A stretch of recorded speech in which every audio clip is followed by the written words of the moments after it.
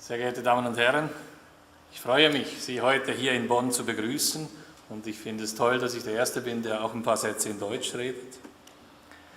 Ihr habt es gehört, mein Name ist Oliver Hunziker, ich bin Präsident der Schweizerischen Vereinigung für gemeinsame Elternschaft. Dieser Dachverband, der existiert seit 2008 und setzt sich seither für dieses Ziel ein.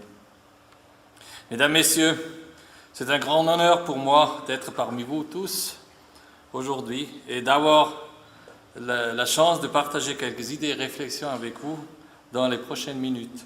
Comme la langue de cette conférence est l'anglais, je vais bientôt continuer en anglais, mais comme je suis suisse, c'est avec plaisir que je vous salue dans une des langues officielles de la Suisse. Bonsoir. Ladies and gentlemen, as you might know, this keynote was originally intended to be held by Ned Holstein, founder and chairman of the National Parents Organization in the United States. Unfortunately, Ned cannot attend this conference due to an accident. This is why I got the honor to speak to you today. At this point, I would like to wish Ned and his wife all the best in their sad situation at the moment. And I would also like to thank my colleagues for trusting in me. It was a challenge, but I love challenges. Since this is a keynote, you won't hear a lot of facts and figures from me. You will hear plenty of this in the following 2 days. Instead, I would like to share a few reflections and thoughts with you. They might be of a more general matter, but I hope that they will help to introduce you into the spirit of this event. Switzerland has just gone through some very important changes in family law in the last few days. Within the days between end of June and beginning of July, we have seen the activation of the new law for joint custody, the discussion in Parliament about the new law for child pensions, and a very large symposium on the future of families in Switzerland called Future of Families. All of this has a lot to do with this event here. It has also a lot to do with the work our organizations are doing. 25 years ago, I was studying law for a little while. I didn't finish, that's why I say it like this. We were learning there that the law is a very slow-moving matter. Changes usually happen slowly. 15 to 20 years for a change would be absolutely average. Families, on the other hand, are highly dynamic constructions. Families start with the birth of the first child, and in the terms we're interested in, they basically end with the majority age of the youngest child. In today's small families, this usually means a time period of 18 to 20 years. Studying law usually takes about 4 to 6 years. Becoming a lawyer takes somewhat longer. Becoming an experienced lawyer can take much longer. The situation is very similar for professionals in the social area or any other profession. Social workers, judges, Jugendamt-Mitarbeiter, and whatever other professions involved in family matters, they all start their career on a certain moment in time, but will only arrive in responsible positions many years later. Ladies and gentlemen, I am an IT professional. And if you know a little bit about this profession, you know that in my job, yesterday is some kind of an archaeological dimension. According to Moore's law, calculating power and storage capacity doubles each year. What used to be correct yesterday is old today and is Stone Age tomorrow. I give you another example of how time dimensions can be very different. When you try to explain the term tomorrow to a child of, say, 3 years, trying to explain that we will go to the playground tomorrow usually ends up with the crying child because the child thinks tomorrow is similar to never, ever at all. So you might wonder why I'm telling you this, but the answer is simple.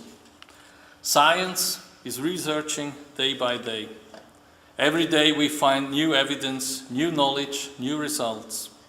Sometimes these are only precisions of already well-known things. Sometimes they are revolutionary new. Sometimes they even oppose fundamentally to current knowledge.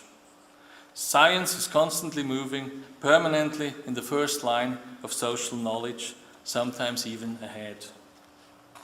On the other side, we look at those people who use this knowledge in their daily work.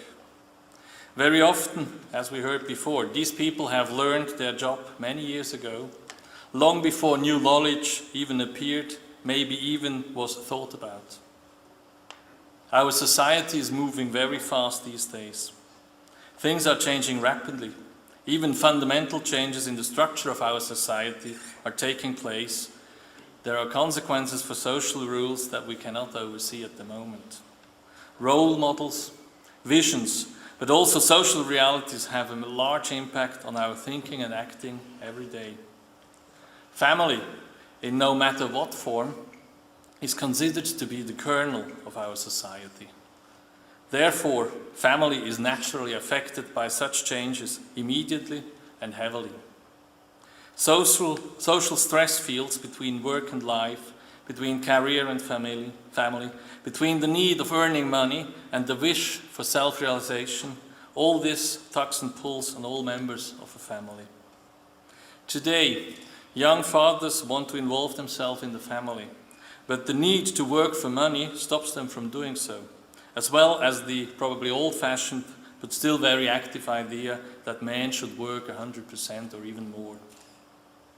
Young mothers, on the other hand, would like to continue in their profession also after the birth of a child, but they get stopped by the lack of childcare institutions. Worse even, they often get pushed into a so-called housewife life by wrong signals by the law, not encouraging them to search for other solutions. And of course, high above all these wishes of mothers and fathers, there are the needs of the children. Children need care, but they also need food and clothes, which means there is a need for money.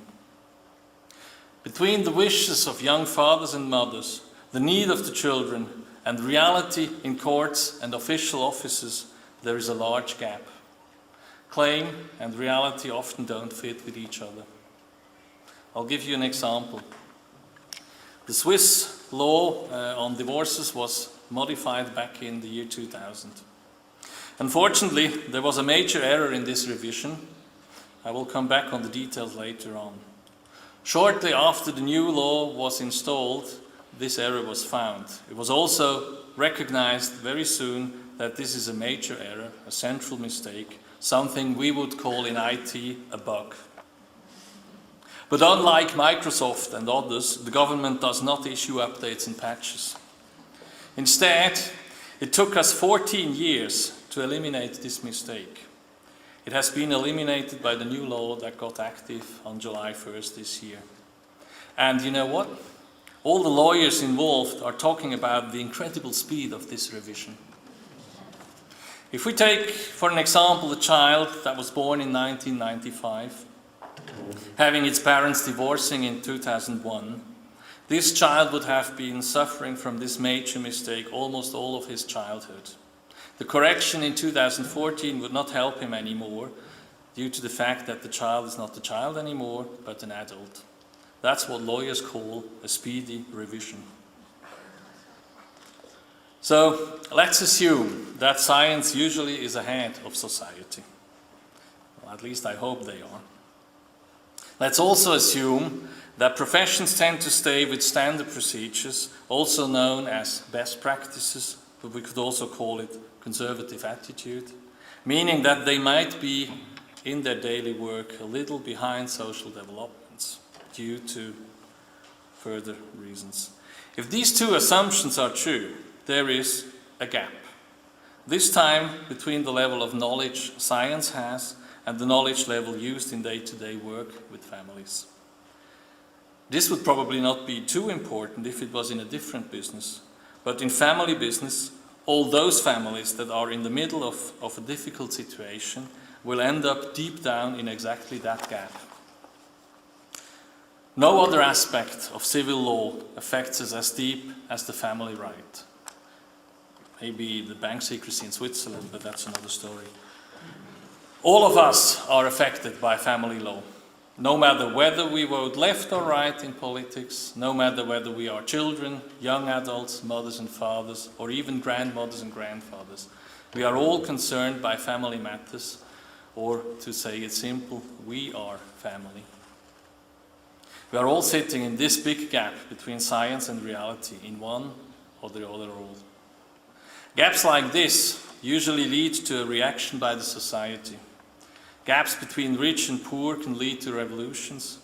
Gaps between public law and society's vision lead to the founding of civil organizations who try to change the situation. I have the honor today to talk to you as a representative of such an organization. But let me explain why I came to this. 10 years ago, I had a personal experience with some curious aspects of the Swiss family law, the ones I told you before.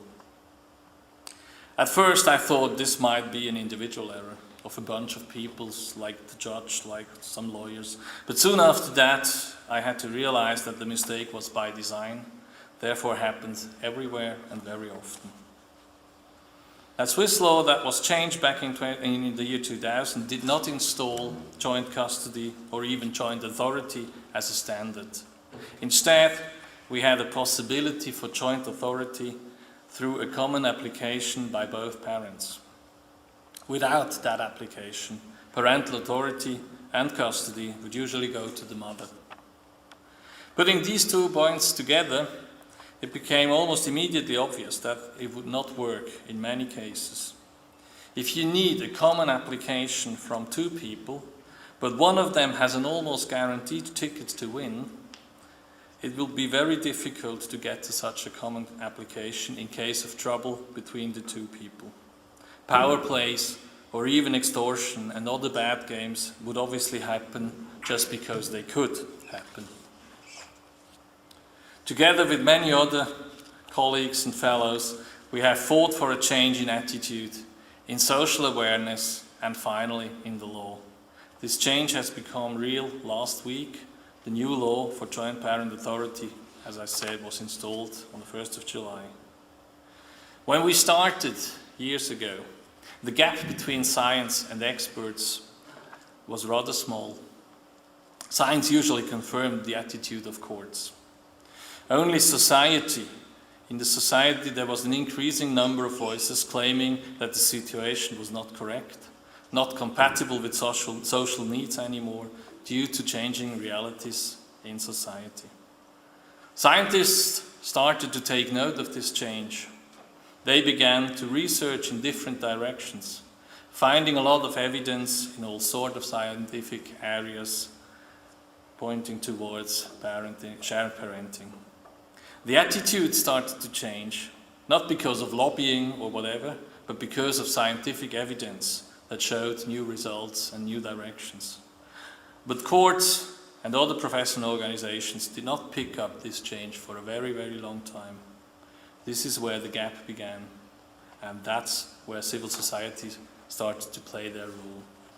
But now, before all representatives of social professions leave the audience, let me point out clearly that everything I said should not be considered as an attack against people who are working in those positions. Of course, these people are not conservative or behind times. Of course, they know about changes in society.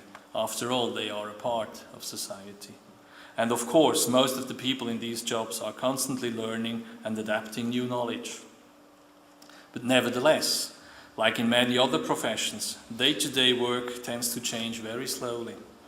Often it is simply very difficult or even not possible to change well-approved workflows. Legal requirements may block a lot of positive changes as well.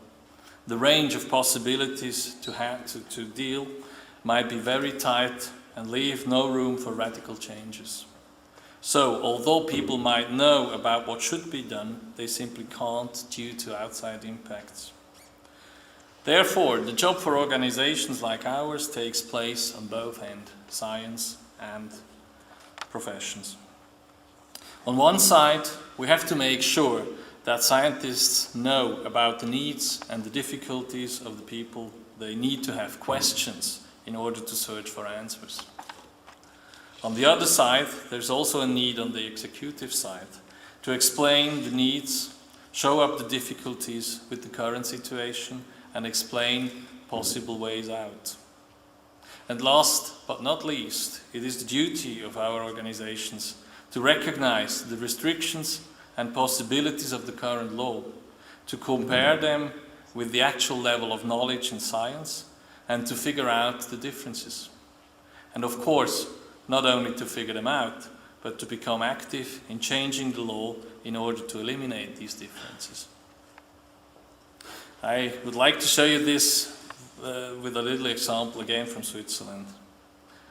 For the last years, our organizations have worked a lot to explain the concept of shared parental authority in our country.